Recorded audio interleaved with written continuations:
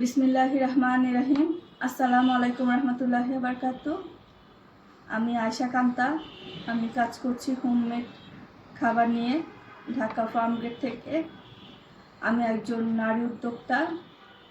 আমার উদ্যোগের নাম কান্তার পাকের ঘর।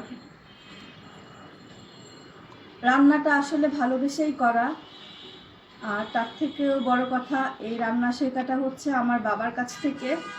কারণ আমার বাবা উনি খাবার দাবার খুবই ভালোবাসতেন। উনি এক কথা ছিলেন ভোজন রসিক।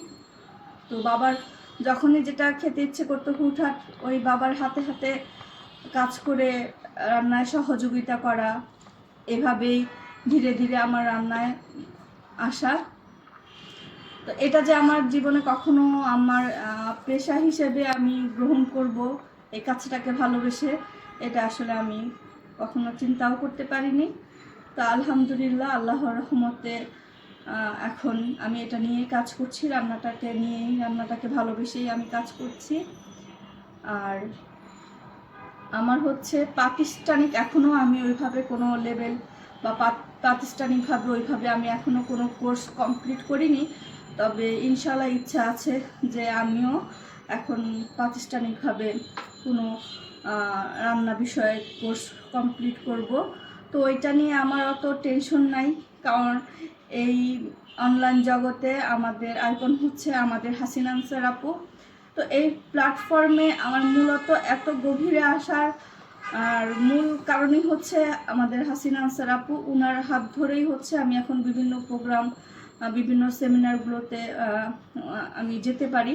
উনি সবসময় আমাকে উৎসাহ করেন, ইনভাইট করেন, আগ্রহ দেখান যে এখানে এখানে যেতে, কাজগুলো করার জন্য।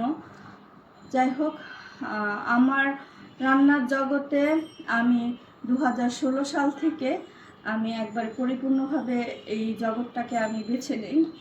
2016 সালে হচ্ছে আমি কিছু দোকানে এবং স্কুল ক্যান্টিনগুলোতে প্রথমত খাবার সরবরাহ করে থাকি। এরপরে ধীরে ধীরে আমার সেই কাজটাই অনলাইন ভিত্তিকে চলে আসে, কারণ করোনার মাঝখানে তো এগুলো সব কিছুই বন্ধ ছিল। তো শেষে আমি চিন্তা করি যে এখন তো সব কিছুই অনলাইন ভিত্তিক হয়ে গেল। সেই সুবাদেই হচ্ছে আমি অনলাইনে একটি পেজ খুলি।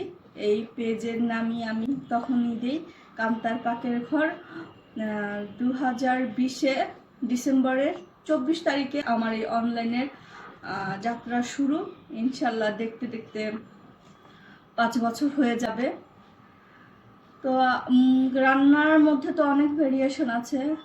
আমি মোটামুটি হচ্ছে সব ধরনেরগুলোই নিয়ে কাজ করার চেষ্টা করি, কিন্তু তার থেকে আমি স্বাচ্ছন্দ্য বোধ করি হচ্ছে আমাদের যে ট্রেডিশনাল রিচ খাবারগুলো আছে, যেমন পোলাও, রোস্ট, বিরিয়ানি, কাচ্চি, এই ধরনের চাইনিজ আইটেম, এগুলো নিয়ে কাজ করি। এছাড়াও রয়েছে ফ্রোজেন খাবারগুলো, রুটি, পরোটা, এগুলো দিয়েই আমি হচ্ছে আমার অনলাইনের যাত্রাটা এইভাবে শুরু করি। তবে আমি একটা কথা বলবো যে প্রত্যেকটা মেয়ের কিছু না কিছু করা উচিত।